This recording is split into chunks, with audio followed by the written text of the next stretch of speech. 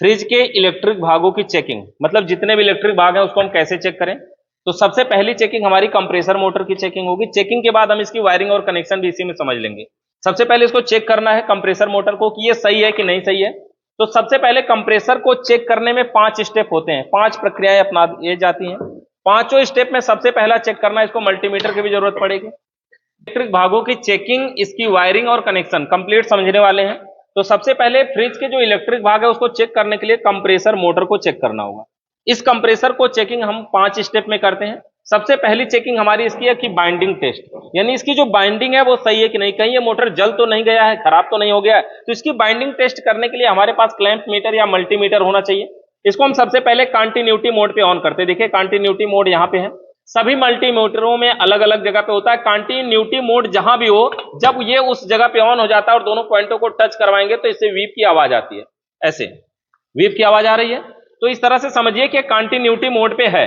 अब हमें क्या करना होता है कि ये जो कंप्रेसर मोटर होता है इसके तीनों पिनों को चेक करना होता है, और तीनों पिनों को कहीं से कहीं भी रख करके चेक करें। जैसे हम किसी 2 पिनों पर रख के चेक कर रहे हैं, यहां पे देखेंगे कि जो मान आ रहा है वो देखेंगे कितना आ रहा है, 43 है ना, 43 आ रहा है। इसके निचले पॉइंट पे रख रहे हैं तो देखिए कितना आया, 13, और इसके इधर वाले पॉइंट पे देखिए कितना आया, 31। तीनों पॉइंटों का मान अलग अलग आया और सभी पे मान आया, तो इसका मतलब है कि इसकी बाइंडिंग सही है। अगर किसी 2 पिनों पे मान 0 आता और वीप की आवाज आती तो क्या होता, बाइंडिंग शॉर्ट है। अगर किसी पिन पे मान बिल्कुल भी कुछ नहीं आता तो इसका क्या मतलब है, वायर कहीं कटा हुआ है, टूटा हुआ है, यानी जल गया है, एक आध बाइंडिंग ब्रेक है, रास्ते में ब्रेक है। तो ये बाइंडिंग हम ऐसे टेस्ट कर सकते हैं, यानी तीनों पिनों को बारी बारी से चेक करेंगे, सभी पिनों पर कुछ ना कुछ मान आना चाहिए। अगर आ रहा है तो बाइंडिंग ठीक है। अब बाइंडिंग टेस्ट करने के बाद इसको हमें चेक करना होता है इसका बॉडी अर्थ, कहीं ये मोटर बॉडी अर्थ तो नहीं है। बॉडी अर्थ कंफर्म करने के लिए हमारे पास इस तरह से सीरीज बोर्ड होना चाहिए। सीरीज बोर्ड में हम इस सप्लाई को लगाते हैं, यहां पर देखेंगे सीरीज हमारा, ये दोनों वायर सीरीज का हो गया, 2 पॉइंटों को टच करवा रहे हैं तो बल्ब हमारा जल रहा है। इसको चेक करना है तो सबसे पहले हम एक तार को इसके किसी भी पाइप पे रख लेंगे, सक्शन डिस्चार्ज चार्जिंग कोई पाइप पे रख लेंगे, और दूसरे से इसके तीनों पिनों को बारी बारी से चेक करेंगे। देखिए किसी भी पिन पर बल्ब नहीं जल रहा है, नहीं जल रहा है का मतलब ये ठीक है, यानी ये बॉडी अर्थ नहीं है। देखिए बॉडी बॉडी पे रखेंगे तो बल्ब जलेगा, है ना। तो बॉडी से लेकर के पिन का किसी से कोई संपर्क नहीं है, मतलब ये कंप्रेसर ठीक है, यानी ये बॉडी अर्थ भी नहीं है। तो इस तरह से हम कंप्रेसर का बॉडी अर्थ टेस्ट कर सकते हैं। 2 चेकिंग हमारी हो गई। तीसरे नंबर पे हम इसकी चेकिंग करेंगे पंपिंग। पंपिंग का मतलब यह है कि कंप्रेसर मोटर अगर चल रहा है तो जितना प्रेशर बनाना चाहिए उतना बना पा रहा है कि नहीं बना पा रहा है, उसको चेक करने के लिए सबसे पहले कंप्रेसर को हमें चलाना होगा। चलाने का तरीका हमारा क्या है, रिले ओएलपी लगाएंगे। इसको हम कैसे चेक करेंगे वो अभी हम समझते हैं, पहले हम इसको चला लेते हैं।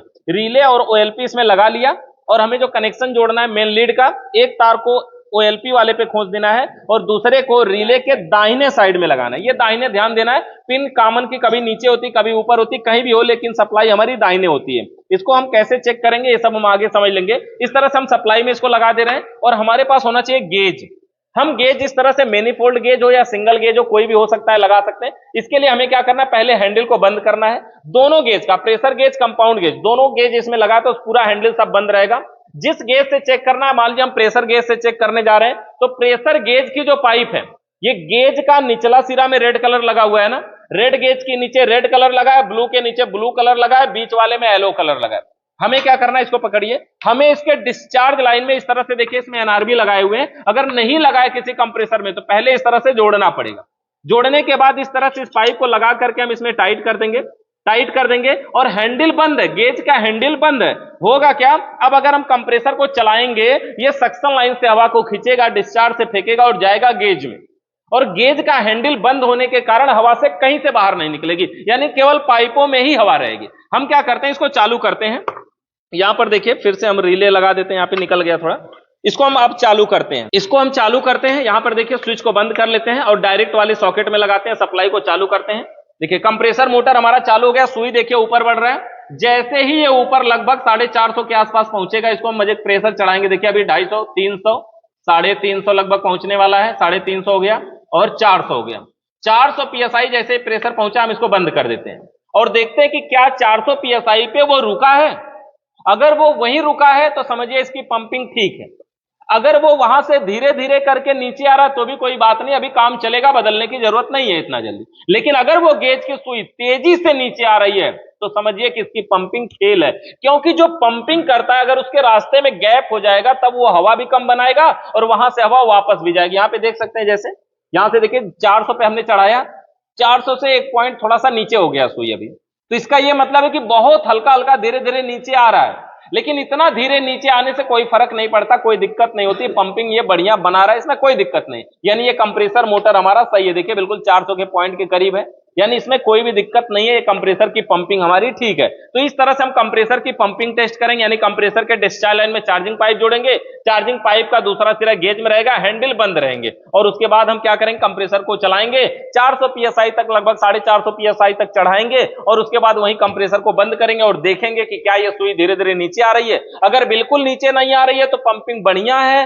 हल्का हल्का नीचे आ रही है तो कोई बात नहीं, अभी काम चलेगा, लेकिन अगर तेजी से नीचे आ रही है तो समझिए कि इस कंप्रेसर को हमें बदलना पड़ जाएगा, यानी इसकी पंपिंग खराब है। अब इसकी हवा को हम निकाल देते हैं जो हमने भरा था, कंप्रेसर में से हमारी पंपिंग भी टेस्ट हो गया।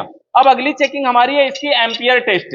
एम्पियर चेकिंग में मतलब इसको हम चेक करेंगे कि ये कितना एम्पियर लाइट लगभग ले रहा है। एम्पियर चेक करने के लिए ये हमारे पास क्लैंप मीटर होता है, इसको हम ऑफ करते हैं और यहां एम्पियर मोड पे इसको ऑन करते हैं। इसमें 2 एम्पियर से 20 एम्पियर का ऑप्शन है, इसी वाले पे हम लगा करके इसको चालू करते हैं।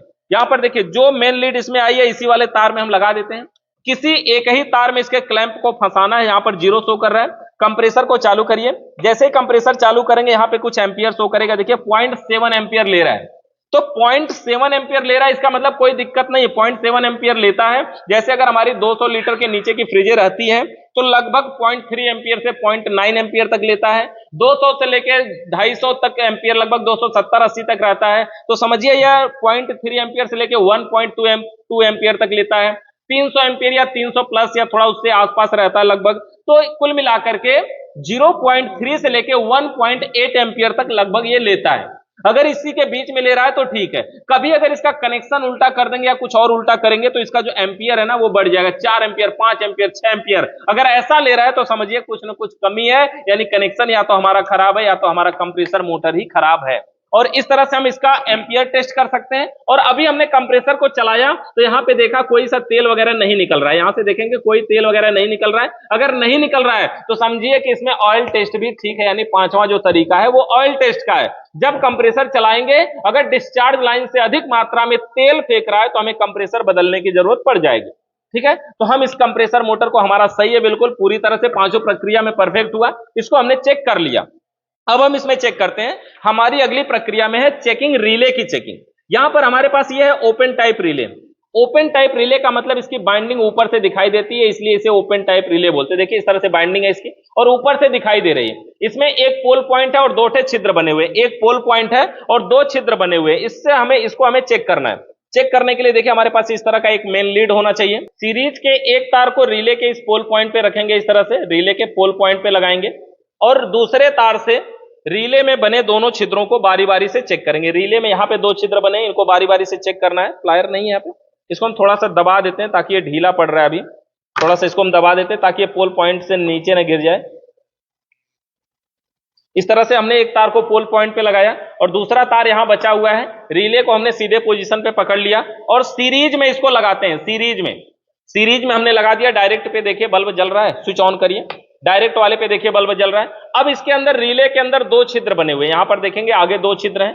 दोनों छिद्रों में हम इसको बारी बारी से लगाएंगे। देखिए एक में बल्ब जल रहा है, दूसरे में देखते हैं, देखिए दूसरे में बल्ब नहीं जल रहा है। एक ही में बल्ब जलना चाहिए। अगर एक में बल्ब जल रहा है, जिसमें जल रहा है वह रिले का रनिंग पॉइंट होता है। देखिए अगर ऐसे लगाएंगे तो ये दाहिने पड़ रहा है ना हमारे, मतलब ये दाहिने ही रनिंग पॉइंट है, इस तरह से टच है और बाएं साइड में सप्लाई में नहीं है। यानी अगर सीधे पोजीशन पे रख के और सीरीज के एक तार को पोल पॉइंट पे रखेंगे, दूसरे तार से दोनों छिद्रों को बारी बारी से चेक करेंगे तो किसी एक पे बल्ब जलेगा, जिस पे जलेगा वो रिले का रनिंग पॉइंट होगा। अब रिले को ऐसे पलट देंगे।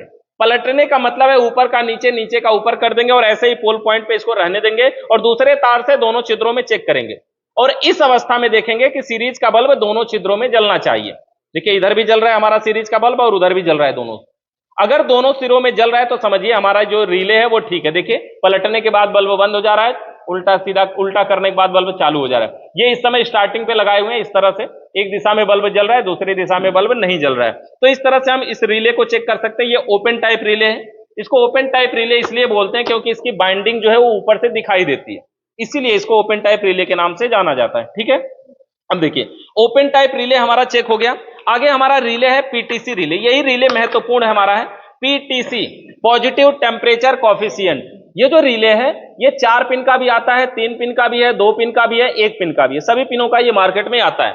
हमें अगर इस रिले को चेक करना है तो एक तार हम थोड़ा सा और इसमें से काटते हैं और यहां पर लगाते हैं, क्योंकि उसके अच्छा पिन के बाहर भी हम लगा सकते हैं, इसको हम हटा देते हैं। अगर इस तरह का हमारे पास रिले है और हमें चेक करना है तो हम क्या करें, सबसे पहले इसके अंदर जानते हैं इसका फंक्शन क्या होता है। यहां पे हम सप्लाई को सीरीज में लगाते हैं और रिले को यहां रख लेते हैं। रिले के अंदर इधर से खड़ा होकर के दिखाइए, रिले के अंदर अगर हम देखें एक साइड की दोनों पिनों को क्या है, ये दोनों एक ही है कि अलग है? अगर इसमें हम रखेंगे तो बल्ब जलेगा कि नहीं? जलेगा ना। देखते हैं, यहां से हमने रखा, बल्ब जला। और इसका जो दूसरी साइड वाला है वो भी दोनों एक ही है, ये भी दोनों एक है और उधर वाला भी दोनों एक है, दोनों एक ही है ना। और अगल बगल भी चेक करेंगे तो अभी बल्ब जलेगा, जल रहा है ना। लेकिन अगर अगल बगल पे हम बल्ब जलाएं, देखिए यहां पे हम पिन पे लगा ही देते हैं, सीधा एक पिन पे हमने लगा दिया और इधर दूसरे पर लगा दिया और सीरीज का बल्ब हमारा जल रहा है, जल रहा है। दोनों पिनों पर हम इसको लगा दे रहे हैं। इसको थोड़ा सा हमें बढ़िया से लगा देते हैं सप्लाई को निकाल करके, क्योंकि अभी हम पिन को दबा दिए थे जब उसमें पीटीसी रिले में लगाए, ओपन टाइप में लगाए। तो अब देखिए दोनों पिनों पे हमने लगा दिया और यहां से सीरीज वाले में हम इसको लगा देते हैं, स्विच को ऑन कर देते हैं। ये देखिए पीटीसी रिले के दोनों पिनों पर सीरीज का दोनों तार रखेंगे या दोनों, अगर जिसमें 2 पिन नहीं है तो उसमें छिद्रों में डालेंगे। जो दोनों पिनों पर रखने के बाद सीरीज का बल्ब हमारा जलना चाहिए। अगर बल्ब जल रहा है तो समझिए रिले लगभग 50% सही है। लेकिन थोड़ी देर जलने के बाद देखेंगे कि ये जो सीरीज का बल्ब है वो अपने आप बंद हो जाएगा। ये जो सीरीज का बल्ब बंद होगा वो डायरेक्ट एकाएक नहीं बंद होगा जैसे लाइट कट जाती है। ये क्या होगा, धीरे धीरे करके बंद होगा, धीरे धीरे करके कम होगा, कम होगा, कम होगा और बंद हो जाएगा। तो इस तरह से ये सीरीज का बल्ब बंद होना चाहिए। अगर सीरीज का बल्ब बंद हो रहा है और फिर थोड़ी देर में निकाल देंगे, दोबारा फिर लगाएंगे तो फिर वैसे ही बल्ब जलना चाहिए। अगर ये प्रक्रिया हो रही है तो मानेंगे कि ये पीटीसी रिले हमारा सही है। ठीक है, ये सीरीज का बल्ब अभी हमारा जल रहा है। इसके अंदर क्या लगा होता है जो गर्म होने पे सप्लाई कट करता है? हाँ, सिरेमिक डिस्क लगा होता है जो सप्लाई पा करके गर्म होता है और गर्म होता है तो कट होता है। देखिए बल्ब धीरे धीरे कम हो रहा है, ऐसा लग रहा है ना। देखिए कम हो रहा है और बल्ब धीरे धीरे करके अभी थोड़ा सा तेजी से एकाएक कम होगा और बंद हो जाएगा। इस तरह से देखेंगे, थोड़ा सा ऐसे देखेंगे तो कम होगा और बंद हो जाएगा। इस तरह से हमारा ये सीरीज का बल्ब काम करता है और इस तरह से पीटीसी रिले को हम चेक कर सकते हैं। अभी देखिए हम बल्ब का इंतजार करते हैं 1 मिनट और देखेंगे कि ये धीरे धीरे बल्ब ऐसे कम होगा और बंद हो जाएगा। अगर ये कंप्रेसर मोटर होता ना तो तुरंत बंद होता। यहाँ पे बल्ब है ना थोड़ा उससे कम वाट का है, इसलिए समय थोड़ा सा ज्यादा लगता है, इसलिए ये बल्ब जल रहा है और देखो कम हो रहा है, देखो कम हो रहा है और ये बंद हो गया, बंद हो गया ना। अगर ऐसा हो रहा है तो समझिए पीटीसी रिले सही है।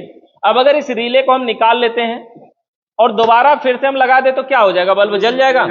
थोड़ी देर में जलेगा। थोड़ी देर में अगर लगाएंगे तो जो सिरेमिक डिस्क है वो ठंडी हो जाएगी और जब ठंडी हो जाएगी तब वो शार्ट मारेगी, है ना। अभी हम थोड़ा सा अगर 1-8 मिनट रुक के लगाएं, देखेंगे हल्का सा बल्ब जल जाता है कभी, देखो जल के बंद हो गया ना, यानी थोड़ा सा ठंडा हो रही थी तब तक हमने फिर लगा दिया, फिर गर्म होकर बंद हो गया, है ना। तो इस तरह से होता है। तो ये अगर पीटीसी रिले को चेक करना है तो सीरीज के दोनों तारों को दोनों पे रखेंगे और बल्ब जलेगा और थोड़ी देर इंतजार करेंगे, बल्ब बंद होना चाहिए। अगर ऐसा हो रहा है तो समझिए हमारा पीटीसी रिले ठीक है। ठीक है, अब यहाँ पे हमारा रिले चेक हो गया। क्या अपोजिट रखना है? हाँ अपोजिट, हाँ दोनों को 2 साइड है, अगल बगल रखेंगे तो ये दोनों तो एक है ना, ये डायरेक्ट एक है, तो कई दिन इंतजार करेंगे जलता ही रह जाएगा, है। तो तुरंत केवल हमें अगल बगल एक रनिंग और एक स्टार्टिंग में जाना चाहिए। कंटिन्यू जलते रह रहा तो समझिए सिरेमिक डिस्क जो है वो कट नहीं कर रही है। यहाँ पे कम वाट का बल्ब नहीं होना चाहिए, 100 वाट का होना चाहिए, ये ध्यान देना है ना। अगर कम वाट का लगाएं तो कंटिन्यू जल सकता है, लेकिन 100 वाट का बल्ब लगाए तो ज्यादा से ज्यादा 5 मिनट के अंदर बल्ब बंद होना चाहिए। अगर बंद हो रहा है तभी सही है, नहीं बंद हो रहा है तो खराब है। ठीक है, अब यहाँ पे हमारा ये हो गया रिले की चेकिंग। ओएलपी को हम चेक कर लेते हैं। ओएलपी का मतलब है ओवरलोड प्रोटेक्टर। देखिए ये इस प्रकार की हमारी ओएलपी है, नजदीक से ही दिखाइएगा। और यहां से ओएलपी है, सीरीज में हम लगाते हैं इसको, सीरीज में, सीरीज का दोनों तार है और यहां पर देखेंगे दोनों पॉइंटों पे रखेंगे, एक इनपुट और एक आउटपुट पर। यहां पे रखेंगे, देखिए इस पे बल्ब नहीं जल रहा है, मतलब ये ओएलपी खराब है ना। दूसरा ओएलपी देखते हैं, यहां पर एक ओएलपी है, इसको देखते हैं, इसके पिन पर देखिए इसमें बल्ब जल रहा है, मतलब ये ओएलपी ठीक है, सही है ना। और अगर मल्टीमीटर चेक करना चाहे तो कंटिन्यूटी भी चेक कर सकते हैं। देखिए इस तरह की ये भी ओएलपी है, देखने में ढक्कन के जैसी लग रही है, ये भी ओएलपी दोनों पॉइंटों पे रखेंगे तो देखिए सीरीज का बल्ब नहीं जल रहा है, मतलब ये ओएलपी भी खराब हो गई है ना। इस तरह से नहीं, वो डायरेक्ट किसी और पे टच हुआ तब जला। इस तरह से इस पे, इन दोनों पे इसको जलना चाहिए। अगर नहीं जल रहा है तो समझिए ये खराब है। तो इस तरह से ओएलपी को हमें चेक करना है। OLP के दोनों पॉइंटों पे सीरीज का दोनों तार हमने लगा लिया है। ये वाली OLP हमारी खराब थी, हमने दूसरा OLP ले लिया। अब ये जो OLP का दोनों तार है रख लिया और इस सीरीज के सॉकेट में हम इसको लगाते हैं तो देखेंगे यहाँ सीरीज का बल्ब जलने लगा। अब OLP को कंफर्म करने के लिए हम इसको माचिस की तिल्ली या मोमबत्ती या किसी अन्य माध्यम से गर्म करेंगे। जब ये गर्म होगा तो OLP से किट से आवाज आएगी और बल्ब बंद हो जाएगा, और जब इसका टेम्परेचर नॉर्मल होगा तो फिर से सीरीज का बल्ब हमारा जल जाएगा। इसमें फूकिए एक बार, देखिए देखो इस तरह से जब ये ठंडा होगा तो सीरीज का बल्ब जल जाएगा और फिर से गर्म करेंगे तो सीरीज का बल्ब देखेंगे कि बंद हो जाएगा। अगर ऐसा होता है तो समझिए हमारी OLP सही है। और ये जो ढक्कन जैसी OLP है ये थोड़ा जल्दी कट करती है। अगर ये वाली नॉर्मल OLP होती है ये बहुत देर में कट करती है, इसको ज्यादा गर्म करना पड़ता है। और इसका भी एक कारण है, ये ज्यादा देर में कट क्यों करती है, वो जल्दी कट क्यों करती है, ये समझिए। ये जो ढक्कन वाली OLP है ये जिस भी फ्रिज में लगती है फ्रिज से थोड़ा दूर रहती है, और ये जिसमें लगती है उसी के ऊपर सीधा सटी रहती है। जो सटी है ये मोटर जितना गर्म होगा ये उतना ज्यादा गर्म होगी, और जो इसके दूर है, इतना दूर रखी हुई है, उसकी गर्मी का प्रभाव यहां तक कम आएगा। यहां थोड़ा प्रभाव आया तो समझिए ये ज्यादा गर्म है, तब यहां थोड़ा प्रभाव आया। इसलिए इस OLP को ऐसा बनाया गया होता है कि ये थोड़ा जल्दी कट करती है और ये थोड़ा देर में कट करती है। अगर ये उतना जल्दी जल्दी कट करने लगे तो फिर फ्रिज चल ही नहीं पाएगी, हर 5 मिनट पे कट करने लगेगी, है ना। तो ये दिक्कत है। इस प्रकार से हम OLP को भी चेक कर सकते हैं। OLP को चेक करने के बाद अगली चेकिंग हमारी आती है, कुछ भी हम चेक कर सकते हैं। यहां पर डोर स्विच, बल्ब या थर्मोस्टेट। चलिए ये थर्मोस्टेट है। थर्मोस्टेट एक प्रकार की स्विच है जो कूलिंग को कंट्रोल करने का कार्य करता है। ये थर्मोस्टेट के पीछे एक पूंछ होती है, इसके अंदर एक गैस होती है, कौन सी, SO2, यानी पूरा नाम क्या, सल्फर डाइऑक्साइड। थर्मोस्टेट में तार जोड़ने के लिए 2 पॉइंट होते हैं, एक से इन दूसरे से आउट करवाना होता है, ठीक है। तो थर्मोस्टेट को सबसे पहले हम ऑफ पोजीशन पे कर देते हैं, इसको घुमा के से बंद कर देते हैं। और ये सीरीज का दोनों तार है। सीरीज के दोनों तारों को थर्मोस्टेट के दोनों पिनों पर लगाएंगे। यहां पर हमने लगा दिया, और लगाने के बाद इसको यहां पे प्लग में लगा देते हैं। तो देखेंगे कि सीरीज का बल्ब हमारा नहीं जल रहा है। नहीं जल रहा है का मतलब ये थर्मोस्टेट बंद है। अब हम क्या करते हैं, थर्मोस्टेट को ऑन करते हैं। ऑन करने का मतलब इसको घुमा करके ऐसे चालू करते हैं, और जब हम चालू करेंगे तो देखेंगे बल्ब जलेगा, बंद करेंगे तो बंद होना चाहिए। मतलब नॉर्मल ये भी एक स्विच के जैसा काम करना चाहिए। अगर कर रहा है तो भी समझिए सही है। फिर हम इसको ऑन कर देते हैं। ऑन करने के बाद कूलिंग को कंट्रोल करेगा कि नहीं करेगा वो चेक करने के लिए हमें इसकी पूंछ को ठंडा करवाना पड़ेगा, यानी बर्फ के टुकड़ों वगैरह में डालना पड़ेगा। इतना कर सकते हैं। इसके बीच में यहाँ पे डिफ्रास्ट बटन होती है, जो तिल्ली जैसे निकली है ना, यही डिफ्रास्ट बटन है। अगर हम इसको दबाएं तो हमारा बल्ब बंद हो जाएगा। देखिए ऐसे दबाएंगे तो बल्ब बंद हो जाएगा, छोड़ेंगे तो बल्ब जल जाएगा। मतलब ये रीसेट बटन होती है, कुल मिलाकर के रीस्टार्ट करती है। यही वो बटन है जो फ्रिज में लगाई गई होती है, जिसमें लिखा होता है, डिफ्रास्ट बटन इसका नाम होता है, जिसमें लिखा होता है कि फ्रिज में बर्फ जम जाए तो इसको दबाएं, यानी डिफ्रास्ट बटन को दबाएं, यानी बर्फ को पिघलाने के लिए इस बटन को दबाएं। इस बटन को दबाने से होता क्या है, रीस्टार्ट होता है, यानी फ्रिज बंद होकर के चालू होती है। लेकिन जब ये तुरंत सप्लाई को भले दे देता है, लेकिन कंप्रेसर में जो सिरेमिक डिस्क है वो 60 तुरंत नहीं मारती, इसलिए कंप्रेसर मोटर हमारा तुरंत नहीं चलता है। तो इसलिए 15 मिनट बाद चलता है, यानी 15 मिनट तक हमारी फ्रिज बंद रहती है, और उतने देर में तो उसकी बर्फ पिघल ही जाएगी। तो इस प्रकार से हम थर्मोस्टेट को भी चेक कर सकते हैं। थर्मोस्टेट को हमने चेक कर लिया। ये हमारे पास है डोर स्विच। फ्रिज के अंदर जो बल्ब होता है उसको ऑन ऑफ करने के लिए ये डोर स्विच का प्रयोग किया जाता है। ये स्विच ऐसी स्विच है, इसमें भी तार जोड़ने के लिए 2 पॉइंट है। ये स्विच ऐसी स्विच है कि जब ये दबाएंगे तो बंद रहेगी और छोड़ेंगे तो चालू रहेगी। बाकी के हमारी सभी स्विचें लाइट वगैरह में क्या होती है, हम दबाते हैं तो बल्ब जलता है, छोड़ते हैं तो बंद होता है, लेकिन इसमें ठीक उसका उल्टा है। दबाएंगे तो बल्ब बंद रहेगा, छोड़ेंगे तो बल्ब जलेगा। इसको क्या करते हैं, चेक करने के लिए सीरीज के दोनों तारों को इसके दोनों पिनों पर हम यहां लगा लेते हैं। इसके दोनों पिनों पर यहां लगा लेते हैं। देखिए इसमें थोड़ा सा ढीला पड़ रहा है, ठीक है। इसके दोनों पिनों पर हम लगा ले रहे हैं, और सीरीज के दोनों तारों को वहां पे लगाइए। सीरीज के तार में हम लगाते हैं यहां पर, और देखिए स्विच को ऑन करिए। इस समय देखिए सीरीज का बल्ब हमारा जल रहा है। ये डोर स्विच का नोब है, दबाएंगे तो बल्ब बंद होगा, छोड़ेंगे तो जलेगा, दबाएंगे तो बंद होगा, छोड़ेंगे तो जलेगा। यही होता है, दरवाजे के पास लगा होता है, यानी दरवाजा जब बंद होता है तो ये दब जाता है, दबा रहता है जब तक, तब तक बल्ब बंद रहता है। जैसे ही छोड़ते हैं स्विच ऑन हो जाती है और हमारे फ्रिज के अंदर का बल्ब जल जाता है। तो इस तरह से हम डोर स्विच को चेक कर सकते हैं। अगर ऐसा ऑन ऑफ करने से, दबाने से बंद हो रहा है, छोड़ने से चालू हो रहा है, तो समझिए कि हमारी डोर स्विच सही है। डोर स्विच को चेक करने के बाद आखिरी चेकिंग हमारी बल्ब की चेकिंग है। बल्ब को चेक करने के लिए इसको अगर हम सीरीज में भी लगाएंगे तो ये सीरीज का बल्ब नहीं जलेगा, फ्रिज का ही बल्ब जलेगा। डायरेक्ट इसको हम लगा सकते हैं किसी भी सप्लाई में, 220 वोल्ट की सप्लाई में भी लगा सकते हैं। सीरीज में लगा रहे हैं तो ये फ्रिज का बल्ब जल रहा है, और फ्रिज का बल्ब जलने का मतलब है कि ये ठीक है। अगर इसको डायरेक्ट वाले में भी लगाते हैं तो भी ये फ्रिज का बल्ब जलेगा। तो देखिए स्विच को ऑन किया और इस प्रकार से ये बल्ब जल रहा है। तो इस प्रकार से हम चेक कर सकते हैं और बल्ब हमारा ऑन है। तो इस प्रकार से फ्रिज के इलेक्ट्रिक भागों को हम जान सकते हैं। इस कंप्रेसर में क्या पूछ रहे थे?